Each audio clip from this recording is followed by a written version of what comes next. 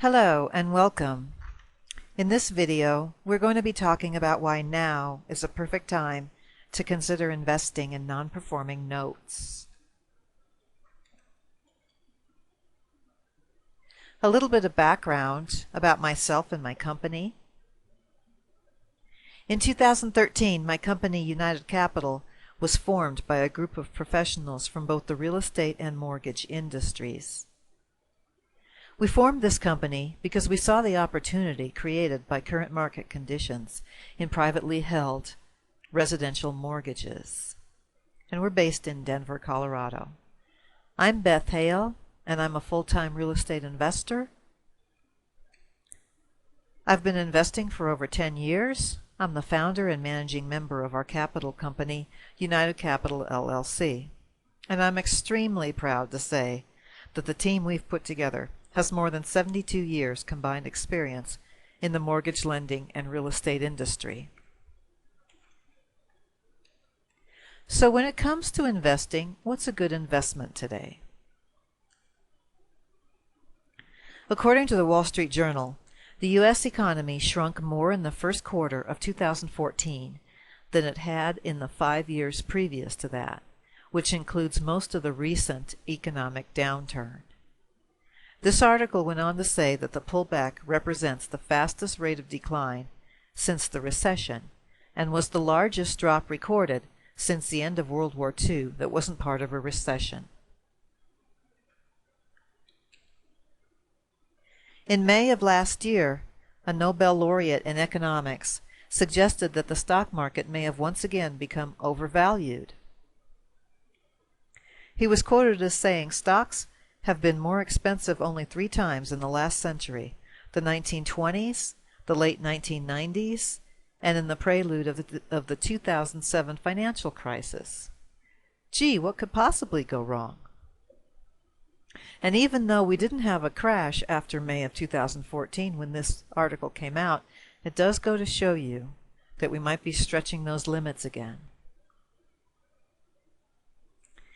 2013 proved to be the worst year in history for bond funds, according to CNN Money, as more than $72 billion was pulled out of the bond fund market. Of course, investors started rushing back in 2014, leading economists to predict a bubble. Anybody else get a little nervous when you hear the word bubble? You know, it's kind of funny. In the economic world, a bubble is bad. But a balloon, well, that's usually good, unless I guess you have to pay the balloon. Now, with all that's happened in the past few years since the recession, and with a lot of people losing huge amounts of money in their retirement account, you can't blame people for just parking their retirement capital in money market funds until they can think of something else to do with it. Regarding this decision, one analyst at Vanguard said, "What seems like a prudent temporary decision can become an ill-advised, longer-term investment choice." In other words, people are nervous. They don't really know what to do with their money. They end up leaving them in something safe like a CD and underperforming even inflation. What about investing in real estate? Well, we all know that investing in real estate has many advantages. One of these is that real estate isn't going to lose all of its value the way a stock can. Another is the tax advantages offered when you hold real estate.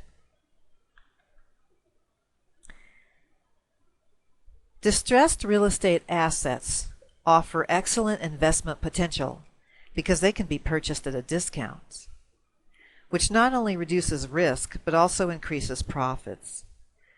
Basically, there are 3 ways to acquire distressed real estate assets, and we're going to be talking about that on this presentation. REO property, which is when the banks take back a property that the homeowner previously owned, and we're including bank foreclosures purchased at the courthouse steps in this category as well. Short sales, where you can purchase the property at a discount directly from the bank before the bank takes possession of the property from the homeowner. Although anybody who's actually invested in real estate through buying short sales from the bank probably would object to my use of the word direct when it comes to anything to do with a short sale and the bank. Short sales have a reputation for being a lengthy and arduous process with long periods of waiting and uncertainty. And non-performing loans, or notes, which is what we're going to be focusing on today. This chart from the National Association of Realtors shows housing inventory for the past 10 years or so. Now this includes REOs and short sales.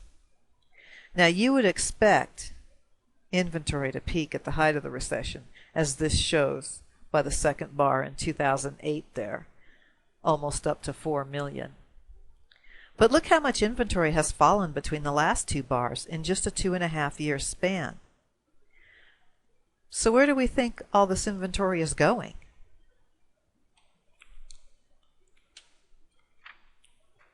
Add to the drop in inventory, housing prices have been going up for some time. This slide from CoreLogic shows a 7.4% increase in home prices nationwide in the 12-month period ending in July of 2014. So inventory is down and prices are up. There are several reasons for this, and for now I want to talk about one of them: hedge funds. Hedge funds have jumped back into the market in a big way.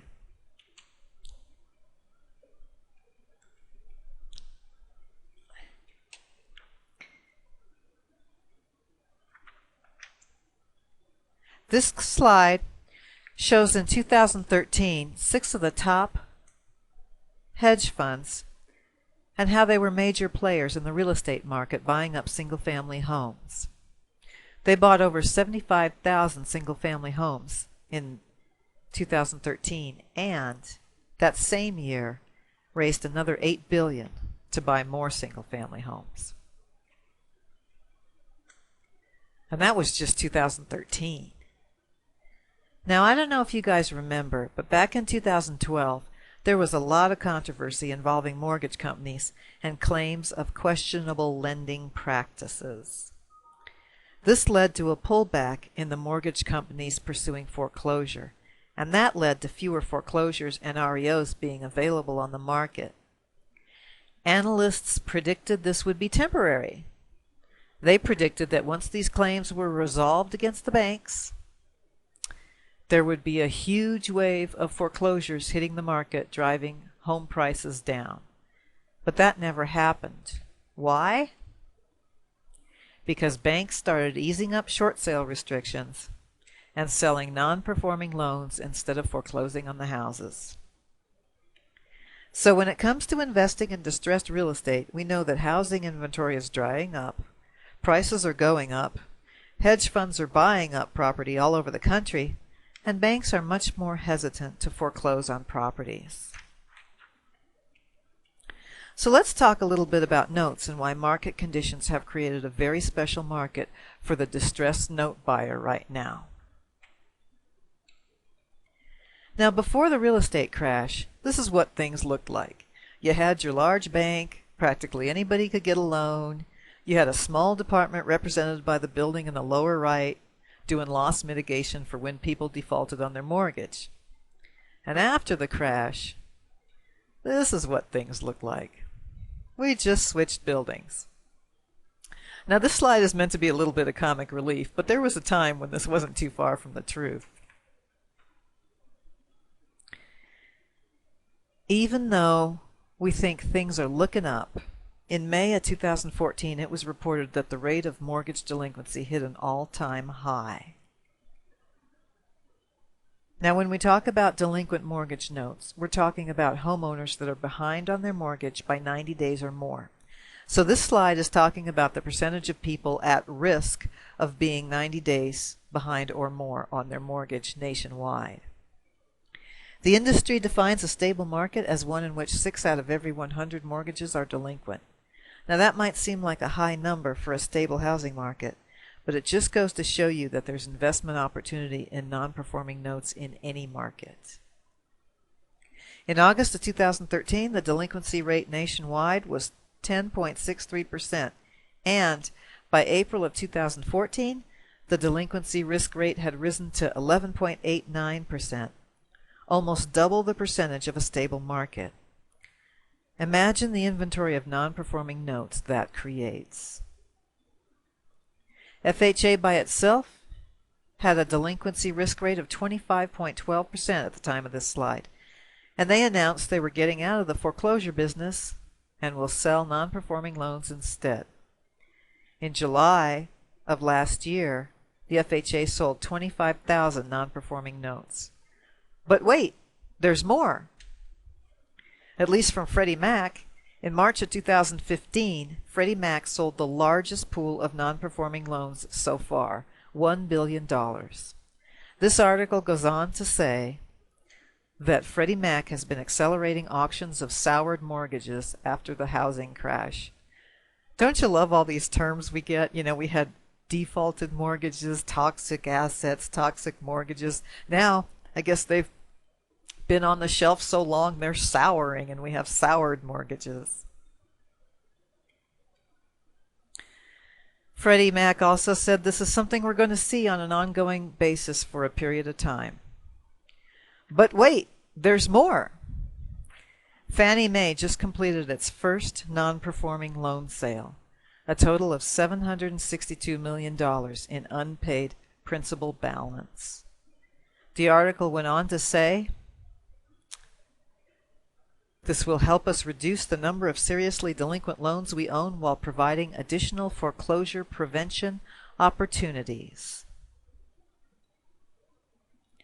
And that they look forward to working with a diverse range of potential buyers over time, including small investors. It's estimated right now that there are 350,000 REO properties available to buyers. That's nationwide. It's estimated there's 9 million delinquent mortgage notes. Now, I bet you might know somebody who invests in short sales or foreclosures or bank-owned properties. Maybe you've invested in property that way yourself. Imagine if you had over 20 times the inventory to choose from. This shows the numbers of sales of the three main types of distressed real estate assets for the past few years. You can see that the amount of non-performing notes that sold 5 of the last 7 years drastically outnumbered the amount of REO and short sales that sold in those same years.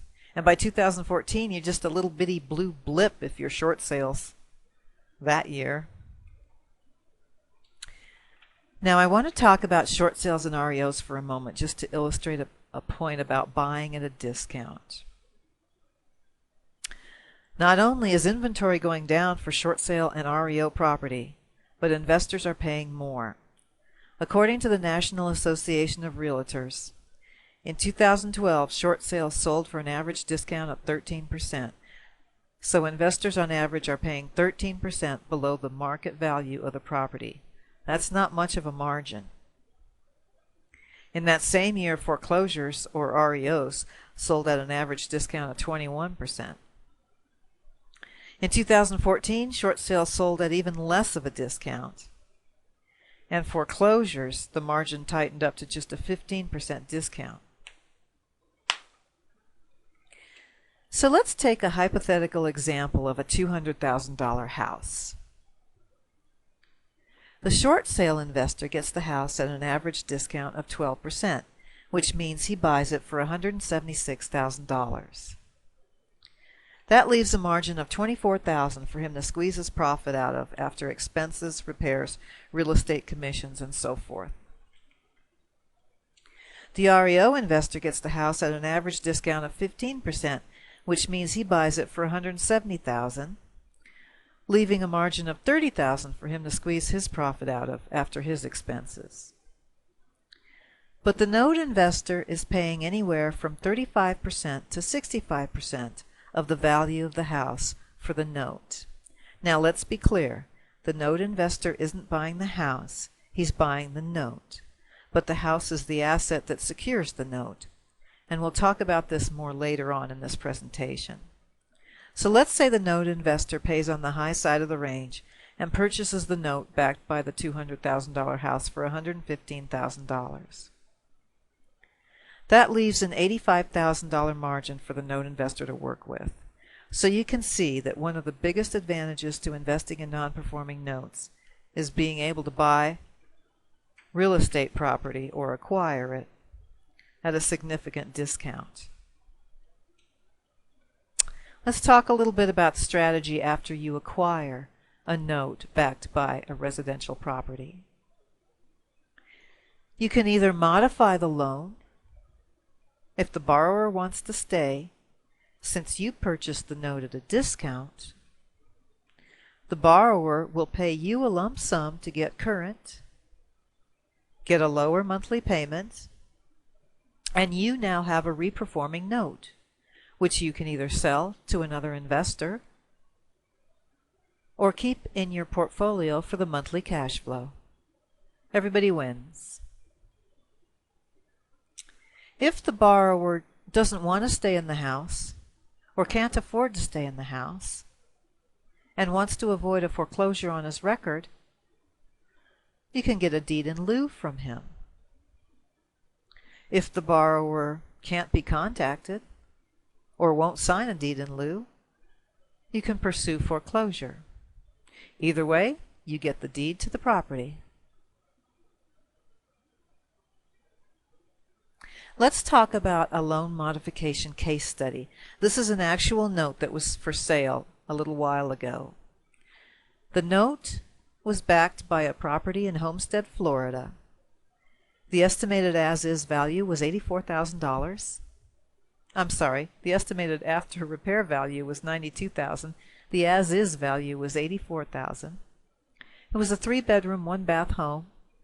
Estimated market rent in the area was $1,300. The amount owed on this note was $148,000, and the payment before they went delinquent, the P&I payment, principal and interest, was $1,024. The asking price on this note was $43,000. All right, so let's say we modified this loan. Here's the current terms of the loan. Unpaid balance $148,000, interest rate 7.39%, payment terms 30 years, P&I payment $1,024. What if we approached this borrower and said, we'll make you a new loan amount of $96,000. We'll take a down payment from you of $8,000. Your new loan balance will be $88,000. The interest rate will be 8.5%. We'll amortize it over 20 years. But all he really cares about is his payment went from $1,024 down to $764. Do you think that borrower might be happy with that? Let's further say that we collected that $764 every month for a year, putting $9,168 in our pocket, and we sold the remaining 228 payments to another investor for $60,000, giving that investor a yield of 14.25% on an asset backed by real estate. What would our return be? Well, we paid $43,000 for the note, cost about $2,000 to modify the loan, get insurance in place. Taxes on this one happen to be high at $8,163 for a total cost of $53,163. We received a down payment from the borrower of $8,000, 12 months of payments at $9,168, and then we sold the remaining 228 payments to that other investor for $60,000. We took in a total of $77,168 for a profit of $24,005, a cash-on-cash return after a little more than a year of 45%. Let's take a deed in lieu case study. Now this note was backed by a property in Oklahoma City, Oklahoma, which had an as-is value of $36,000, an after-repair value of $44,000, It was occupied, so you could have done a modification because they still want to be in their home apparently. They owed $28,000 still on the loan. This one wasn't underwater. Their P&I payment was $226. Average rent in the area, $680. The asking price on this note was $14,181. Now this one is not a very good candidate for a modification for a couple of reasons. One, they're not upside down. Two, they defaulted on a $226 payment. I don't know how much better you're going to make that and still be able to make money. So let's say we did a deed in lieu with this borrower. What would our return be if we sold the property as is? The note cost $14,181. Expenses were $2,000. Taxes were $1,381 on this one, for a total cost of $17,562. If we sold the property as is, its current value is $36,000, figuring 10% selling costs. We would receive $32,400 at the close of selling this property, a profit of $14,838, a cash-on-cash return of 84%. What if we kept the property in our portfolio as a rental? In that case, our expenses are going to stay the same. Monthly rent in the area is around $680, figuring monthly expenses for taxes, insurance, and property management. Net income of about $480 a month, for a cash-on-cash return of 32%. Now this is a case study that a colleague of mine actually did. He purchased a note backed by a house in Newport News, Virginia. Its current value was $55,000. Its after repair value was $86,000. It was a 3-bedroom, 2-bath renting for $860. He paid $13,000 for the note. What would his return be if he rented out the property after he performed the $20,000 rehab it needed? The note cost $13,000, expenses for foreclosure and other legal expenses, insurance and such, $8,000. The rehab cost $20,000. His total cost was $41,000. If he were to rent this property at $860 a month, figuring about $250 for taxes, insurance, and property management, he might net $610 a month, for a cash-on-cash return of 18%. So you might understand that's why he decided instead to sell the property after rehab. In that case, his expenses stayed the same. Sales price of $86,000, less 10% selling costs, for a total of $77,400, profit of $36,400, cash-on-cash return of 89%. So you can see what sorts of things are possible when you start buying non-performing notes. I want to talk a little bit about investing with your retirement account. A Roth IRA or other Roth vehicle is great for note investing because you're going to be able to grow your money tax-free. So self-directed retirement accounts, especially Roth, are excellent. You're going to have to consider that you can have certain scenarios where you might get a large lump of cash deposited back in your IRA that you weren't expecting. So a Roth vehicle is really excellent for that. Such as if you are holding a reperforming note and the borrower sells the house or refinances, you might get a lump sum.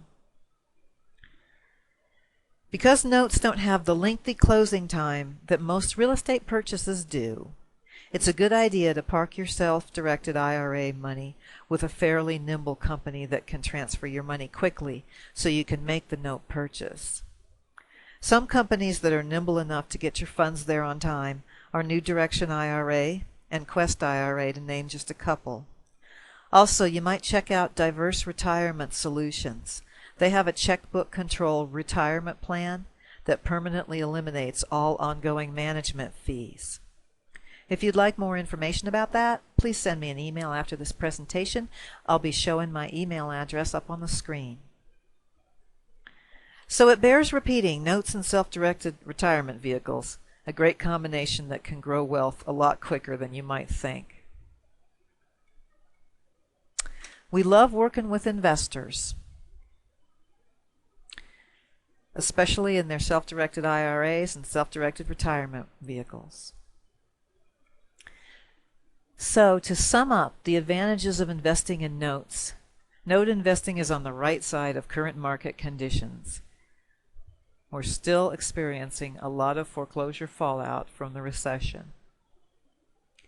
You've got income flexibility with several different exit strategies, wealth accumulation and tax advantages in self-directed retirement vehicles, diversification of both assets and geographically speaking.